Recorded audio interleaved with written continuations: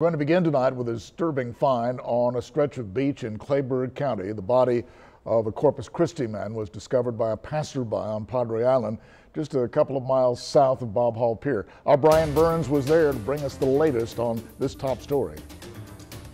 The body is under a reflective blanket on the other side of this pickup truck, which was parked to block the view. The victim has been identified as a 61-year-old Corpus Christi man. We are not identifying him out of concern for his family. The man was found about 2:55 Tuesday afternoon on a deserted strip of beach roughly a mile south of Bob Hall Pier. The body was found by a passerby who tried to perform resuscitation but to no avail.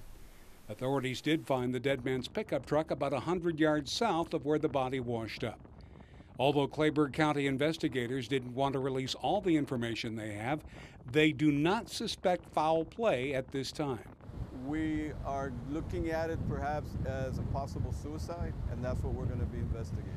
Although park rangers and Corpus Christi City Police responded first to the scene, the location of the discovery was in Kleberg County. An autopsy may be performed and the investigation continues. Brian Burns, 3 News.